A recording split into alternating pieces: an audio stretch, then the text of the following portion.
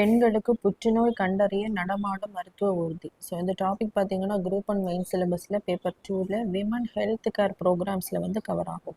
So பெண்களின் வசிப்பிடங்களுக்கே சென்று புற்றுநோய் உள்ளிட்ட நோய்களை கண்டறியக்கூடிய அந்த நவீன வாகனத்தை முதல்வர் மு.க.ஸ்டாலின் அவர்கள் தலைமைச் செயலகத்தில் தொடங்கி வச்சுருக்காங்க. ஸோ முதலாக எந்த மாவட்டத்தில் இந்த நடமாடும் அந்த புற்றுநோய் கண்டறியக்கூடிய நவீன வாகனத்தை வந்து அறிமுகப்படுத்தியிருக்காங்க அப்படின்னா காஞ்சிபுரத்தில் தான் அறிமுகப்படுத்த போகிறாங்க. ஸோ பிற மாவட்டங்களில் வந்து 37 வாகனங்கள் விரைவில் வந்து பயன்பாட்டிற்கு வரும்.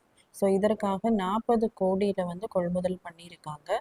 இதில் இருக்கக்கூடிய வசதிகள் என்னென்ன பார்த்தீங்க அப்படின்னா மோமோகிராஃபி, இசிஜி கருவி மற்றும் செமி ஆட்டோ அனலைசர். இந்த வசதிகள் வந்து இந்த நடமாடும் மருத்துவ ஊர்தியில் வந்து இடம்பெற்றிருக்கும். ஸோ எந்தெந்த புற்றுநோய்க்கான இதை செக் பண்ணுவாங்க அப்படின்னா கருப்பை வாய், மார்பகம் மற்றும் வாய் புற்றுநோய்.